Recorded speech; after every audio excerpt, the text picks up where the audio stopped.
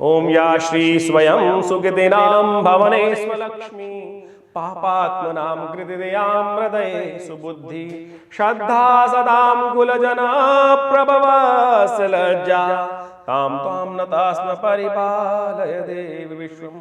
नमस्कार, स्वागत है आपका आचार्य वाणी में। मैं आचार्य डॉक्टर विक्रमादित्य आपके साथ हूँ और आज का विषय हमारा जो है वो है तुला राशि वालों के लिए ग्रहों का योगायोग क्या कहता है। तुला राशि वालों के लिए मार्च के मध्यकाल में ग्रहों की गणना कहाँ उनको ले जा रही है, ग्रहों का योगायोग क्या कुछ उनके जीवन में करने वाला है। देखिए, मार्च के मध्यकाल में ना एक कई प्रकार के योग बन रहे हैं, कई ग्रह परिवर्तन की तरफ जा रहे हैं। शायद ही कोई ग्रह होगा जो उस परिवर्तन से अनछुआ हो, शायद ही कोई राशि होगी जिस पर उसका प्रभाव ना पड़े। बड़े महत्वपूर्ण योग बन रहे हैं, ऐसे नहीं समझें। देखिए, अब मंगल परिवर्तन की तरफ जाएंगे, मंगल शनि के साथ योग बनाएंगे, शनि उदय होंगे। शुक्र के साथ जो योग बनेगा वो विशेष तौर पर वो आप मंगल के साथ जाकर और एग्रेसिव कर देंगे शनि को। और ऐसे में सूर्य परिवर्तन की तरफ जा रहे हैं, सूर्य राहु के साथ युति बना रहे हैं, बुध उदय होने जा रहे हैं, चंद्रमा परिवर्तन का योग बना रहे हैं। ये सारे परिवर्तन आपके साथ क्या खेल खेलने वाले तुला राशि वालों, विशेष तौर पे आपको समझने की जरूरत है। आपके बड़े महत्वपूर्ण भावों में ये सारे ग्रह होने वाले, पंचम भाव बुद्धि वाला भाव है, पंचम में सब ग्रहों का खेल होगा, साथ साथ छठे भाव में ग्रहों का खेल होगा। और मंगल शनि की युति जो है प्रलंकाकारी मानी जाती है, भूकंपकारी मानी जाती है, टकराव की स्थिति उत्पन्न करने वाली होती है, दुर्घटनाओं को बुलाने वाली होती है। और विशेष तौर पर ऐसे में सावधान रहते हुए कार्य करने की जरूरत है। क्रूर पाप ग्रहों के मध्य में राहु और जो सूर्य का विराजमान योग बन गया, युक्ति का योग बन गया है, उन दोनों तरफ क्रूर ग्रहों का जो योग बना हुआ है, ये विशेष तौर पर बड़ा महत्वपूर्ण है। ये युद्ध की विशेष तौर पर सूचना देता है, अनहोनी की सूचना देता है। ऐसे में भारत में देखिए, आप एक तरह से युद्ध ही है। भारत के अंदर जो इलेक्शन है वो विशेष तौर पर पहले तलवार के बल पर लड़े जाते थे राज्य को जीतने के लिए, और अब वही वाक युद्ध चल रहा है। किस प्रकार के उठापटक के योग बन रहे हैं। तो ऐसे में ग्रहों की स्थिति आपके लिए क्या कुछ करने जा रही है, और ऐसे में सब महत्वपूर्ण परिवर्तन का जो योग बन रहा है तो क्या कुछ करेगा आपके लिए इस मार्च के मध्यकाल में, आपको सिलसिलेवार तरीके से समझने का प्रयास करना चाहिए। आपको कौन सा रास्ता, देखिए एक बात समझें तुला राशि वालों, विशेष तौर पर आपको समझना चाहिए, जब वर्षा होती है तो सब भीगते हैं, ऐसा नहीं है। गर्मी पड़ती है, सबको गर्मी लगती है, लेकिन सब पर प्रभाव अलग अलग होता है। कोई कहीं बैठा होता है, कोई धूप में फंस रहा होता है, कहीं वर्षा में बीच में फंस गया तो उस पर नुकसान हो गया। किसी के खेत में पानी लाभ देता है, किसी के खेत में पानी फसल को नुकसान पहुंचा देता है। कहीं पेड़ बड़े हैं तो वहाँ लाभ दे देते हैं। तो ऐसे ही किसी ने कोई एक प्रकृति घटना है, वो किसी के लिए अच्छी है, किसी के लिए खराब है। तो ये परिवर्तन आपके लिए क्या कुछ करने वाला है, जो इतने सारे परिवर्तन हमने बताए, तो सिलसिलेवार तरीके से समझने तुला राशि वालों। 16 मार्च को शनिवार का अवसर और शनि होने जा रहे हैं उदय, सर्वार्थ सिद्धि योग साथ में विद्यमान है। और ये शनि का उदय होना विशेष तौर पर कई प्रकार से आपके लिए अच्छा भी है, लेकिन मंगल के साथ जो शनि की युति बन गई है ये कष्टकारी है। शनि उदय होकर आपके लिए तो योग कारक है, शनि तो अशुभ है ही नहीं आपके लिए। अस्त चल रहे थे तो शीर्ण थे, अब शनि हो गए प्रबल, लेकिन मंगल के साथ शनि की युति जो है वो द्वंद्वात्मक स्थिति उत्पन्न कर सकती है। तो ऐसे में थोड़ा शांति के साथ, शालीनता के साथ काम करने की जरूरत है। बहुत ज़्यादा आप विशेष तौर पर जल्दीबाजी ना कीजिएगा। शनि धीरे धीरे काम करते हैं, मंगल एग्रेसिव है, बहुत जल्दी जल्दी परिवर्तन करने के योग बनाते हैं।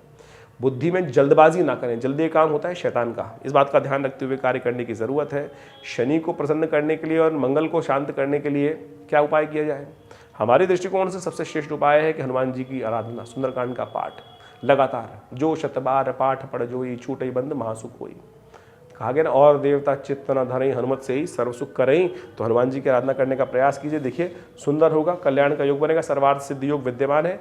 आखिरी मुहूर्त है, और क्योंकि कल से विशेष तौर पर अगले दिन से होलाष्टक आरंभ हो जाएंगे, तो नए कार्य आरंभ करने के लिए शाम को 4:30-5 बजे तक मुहूर्त रहेगा, उसका लाभ ले लीजिएगा। 17 मार्च को रविवार का अवसर है, और रविवार के अवसर के साथ साथ अष्टमी तिथि विद्यमान है, होलाष्टक आरंभ हो रहे हैं। सुबह सुबह चंद्रमा परिवर्तन की तरफ चले गए हैं, जो विशेष तौर पर आपके लिए आपके ग्रह गणना के अनुसार से अच्छे रहेंगे। धर्म में आपकी आस्था जागेगी, धर्म में आस्था जागने से लाभ ही होता है, कष्ट नहीं होता है। धर्म में आस्था जागेगी, कहीं धर्म यात्रा हो सकती है, दर्शन हो सकते हैं, संत महात्माओं का आशीर्वाद मिल सकता है, वो सब आपके लिए कल्याणकारी रहेगा। लेकिन होलाष्टक आरंभ हो रहे हैं जो 17 से आरंभ होकर 25 तक चलने वाले हैं। ये दिन माने जाते हैं अशुभ। ऐसे में नेगेटिव कार्यों को करने के लिए दिन अच्छे होते हैं, यानी तंत्र की दृष्टिकोण से किसी का अहित करना है, उठापटक करना है, वशीकरण, मारण, मोहन इत्यादि सब करने के लिए योग बनते हैं। तो ऐसे में छोटे छोटे उपाय शास्त्र में वर्णित है। बहुत सारे नेगेटिव लोग इन सब का सहारा लेकर लोगों को परेशान करने का योग बनाते हैं, तो आपको सावधान हो जाना चाहिए। देखिए, पत्थर मारने वाले को रोकना बड़ा मुश्किल है, लेकिन हम अपनी रक्षा के लिए रक्षा कवच बहुत सारे लोग बनाने का प्रयास करते हैं, और शास्त्र में इसका वर्णन है। हर प्रार्थना करने के लिए हर देवता के अपने अपने कवच बनाए गए हैं। दुर्गा कवच, हनुमान कवच, शिव कवच, विष्णु कवच, ये सब जो भी पूजा पाठ की जाती है उसमें कवच का धारण किया जाता है। जिनमें भी आपकी श्रद्धा है उस कवच का स्तवन कर लीजिए। देखिए, वो हमेशा, जैसे दुर्गा कवच है, वो भी आपके लिए बड़ा कल्याणकारी रहेगा।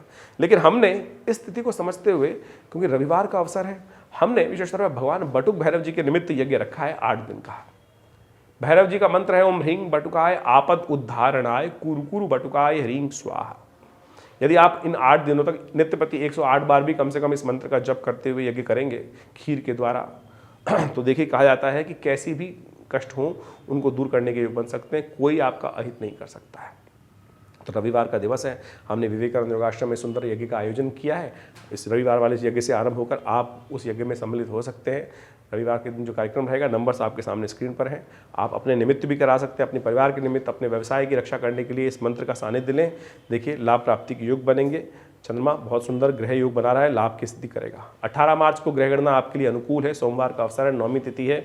आपके मार्ग में, कार्यों में अच्छे पॉजिटिव चेंजेस आने के योग बन सकते हैं, बट क्लैश से बचना है, क्योंकि बुध राहु के साथ स्थित होकर अष्टम जो छठे भाव में बैठे हुए हैं, ये कहीं ना कहीं बने बनाए काम को खराब करने के योग बना सकते हैं आप अपनी बुद्धि के द्वारा, क्योंकि बुद्धि इस वक्त अस्त चल रही है। ध्यान रखिएगा, आपके बुध जो है वो विशेष तौर पर जो ग्रह सूर्य के साथ चल रहे हैं, अस्त तो नहीं है, लेकिन ग्रहों की स्थिति अच्छी नहीं बन रही है, तो उनका ध्यान रखते हुए कार्य करना है। थोड़ी जो गुरु का उपयोग करने का प्रयास करें, गुरु के सानिध्य में रहते हुए कार्य करने का प्रयास करें, और ज्ञानवान व्यक्तियों का सहारा लेंगे तो अच्छा रहेगा, आपके लिए अच्छा योग बनेंगे। शिव का ध्यान करें, शिव का पूजन करें, कल्याणकारी रहेगा। 19 मार्च को मंगलवार का अवसर, दशमी तिथि, कर्क राशि में चंद्रमा का प्रवेश होगा, और ये आपकी राशि के अनुसार से अच्छा योग बनाता दिखाई दे रहा है। आपके कार्यों की कद्र होगी, आपके कार्यों का पूर्ण लाभ आपको प्राप्त करने के अवसर बन सकते हैं। ग्रह अच्छा है, लेकिन बाकी सारे ग्रह भारी हैं, तो उन सब का उपाय लगातार करने की ज़रूरत है।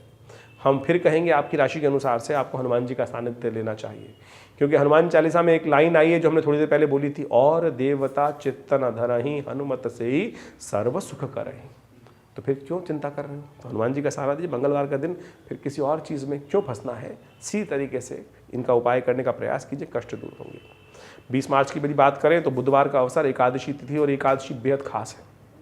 इन दिनों ग्रह थोड़े भारी चल रहे हैं, सूर्य आपके छठे भाव में चल रहे हैं, और ऐसे में आमला एकादशी आई, अमला एकादशी, ये आपके समस्त कष्टों को हरने के लिए आई, ऐसा मान लीजिए। इस दिन भगवान विष्णु का पूजन करना चाहिए। भगवान विष्णु को, शालिग्राम जी को पूजन, पंचामृत से पूजन करने के उपरांत, उनका स्नान कराने के उपरांत भगवान का प्रसाद ग्रहण करना चाहिए। आंवला उन्हें अर्पित करें, आंवले का प्रसाद ग्रहण करें, आंवले के पेड़ का पूजन करें, और आंवले के पेड़ के नीचे ही बैठकर ओम नमो नारायणाय इस मंत्र का जप करते हुए उस आंवले का भक्षण कर लीजिए। कैसी भी विकट से विकट समस्या हो, भगवान के आशीर्वाद से उसको दूर करने का रास्ता आपको प्राप्त होगा। ये है भारतीय संस्कृति का चमत्कार, अध्यात्म का चमत्कार। तो ऐसे सब चीज़ों को सानिध्य लेते हुए धीरे धीरे कार्य करने का प्रयास कीजिए। ईश्वर के आशीर्वाद से कल्याण के युग बनेंगे, कष्ट दूर होंगे। यही हम सबकी विशेष तौर पे उद्देश्य है, जो आपके समक्ष सब बातें रखी जाती हैं। आशा करते हैं इन सब विचारों को अपने जीवन में स्थान देंगे, लाभ होगा आपको। विवेकानंद योगाश्रम में पिछले कई वर्षों से इस बारे में शोध चलता है। हमारे पिताश्री आचार्य श्री कृष्णदेव जी के महाराज के सानिध्य में रहकर बहुत सारे हमने शोध में उनके साथ कार्य किया है। मुद्रा विज्ञान के संबंध में, आयुर्विज्ञान के संबंध में, प्राकृतिक चिकित्सा के संबंध में, योग के संबंध में, यज्ञ विज्ञान के संबंध में, मंत्र विज्ञान के संबंध में बहुत सारे कार्य कर बहुत सारी पुस्तकों की रचना की गई है। 100 पुस्तक आश्रम के द्वारा प्रकाशित की जा चुकी हैं, और उन सब में बहुत सुंदर सुंदर रहस्य ज्योतिष विज्ञान के माध्यम से, न्यूमरोलॉजी के माध्यम से, बहुत सारे यंत्र विज्ञान के माध्यम से बहुत सारे रहस्य हमने इस अपने चैनल के माध्यम से आपके समक्ष रखने का प्रयास किया है। आप जुड़े इस विवेकानंद योगाश्रम पे। हमारे आश्रम पे आज भी नित्य 8 घंटे यज्ञ होता है। आचार्य श्री कृष्णदेव जी महाराज के सानिध्य में रहकर ये व्यवस्था आज से करीब 50 साल पहले, 60 साल पहले आरंभ हुई, 1960 के दशक में, और तब से ये व्यवस्थाएं धीरे धीरे बढ़ रही हैं। आप सबका सानिध्य हमें मिल रहा है, और आप सब लोग हमारे विभिन्न कार्यक्रमों में सम्मिलित भी होते हैं। अब हम समय समय पर कार्यक्रम करते रहते हैं, अपने आप इस चैनल के माध्यम से आपको अवगत कराते रहते हैं। एक संस्थान ने बड़ा विवेकानंद हॉस्पिटल नाम से संस्थान में हॉस्पिटल बनाया है। 100 बेड का हॉस्पिटल है। योग, प्राकृतिक चिकित्सा, आयुर्वेद, इन सब के द्वारा चिकित्साएँ की जाती हैं और आप सब भी उसमें अपने साथ ले सकते हैं। सेंट्रल गवर्नमेंट के पैनल पर है ये हॉस्पिटल, CGHS के पैनल पर, दिल्ली गवर्नमेंट के पैनल पर, और भारत सरकार के बहुत सारे आयामों के साथ मिलकर योग के क्षेत्र में, चिकित्सा के क्षेत्र में हम लोग कार्य कर ही रहे हैं, अध्यात्म के क्षेत्र में कार्य कर रहे हैं, धर्म के क्षेत्र में कथाओं के माध्यम से बहुत सुंदर कार्य करें चलते हैं। यज्ञ में, आश्रम में जैसा नित्य प्रति आपको बताया 8 घंटे यज्ञ होता है। रविवार को उस यज्ञ में सब लोग सम्मिलित हो सकते हैं, कोई शुल्क नहीं लगता है। भंडारे का सुंदर कार्यक्रम रहता है, समय समय पर सुंदरकांड के पाठ कथाओं के माध्यम से, और यज्ञ इत्यादि, नवरात्र में, शिवरात्रि पर विभिन्न कार्यक्रम रहते हैं। आप सब लोग उसमें सम्मिलित हो सकते हैं और लाभ ले सकते हैं। ज्योतिष एक प्रत्यक्ष विज्ञान है, इसलिए हम ज्योतिष विज्ञान के माध्यम से आपकी ग्रहों की गणना के अनुसार से, राशियों के अनुसार से समय समय पर आपको अवगत कराते रहते हैं। आप यदि सही रूप से इन ज्योतिष के उपायों को, विचारों को अपने जीवन में उतारेंगे ना, तो आप समझेंगे उससे समय का लाभ आपको मिल सकता है। समय परिवर्तन की तरफ जाता है और कभी समय एक जैसा नहीं रहता है। और हमने विवेकानंद योगाश्रम में आचार्य श्री केशव देव जी महाराज के सानिध्य में एक भगवती दुर्गा का बहुत सुंदर मंदिर यहाँ विराजमान हुआ, और वहाँ जो मूर्ति है ना, वो 1947 में मुल्तान से आई। 400 साल पुरानी दिव्य प्रतिमा, जो उनका दर्शन कर लेते हैं भाग्य जाग जाते हैं। सानिध्य आपको देख रहे हैं, मूर्ति आपके सामने दिखाई दे रही है, जो हम इस अपने चैनल पर उनकी फोटो श्री विग्रह आपके समक्ष उपस्थित कर रहे हैं। ये दिव्य श्री विग्रह 400 साल पुराना है। 1947 में दिल्ली में आश्रम में भगवती का पदार्पण हुआ, तब से यहाँ विराजमान है, और उनका दर्शन कर लेने मात्र से कहा जाता है कि अष्टमी के दिन, चतुर्दशी के दिन विशेष तौर पर जो कार्यक्रम में उनके यज्ञ करते हैं, उनकी मनोकामना सिद्धि के योग बनते हैं। समय समय पर जो कार्यक्रम है उनकी अवगत सूचना कराएंगे। आप आश्रम से जुड़ सकते हैं। धन्यवाद।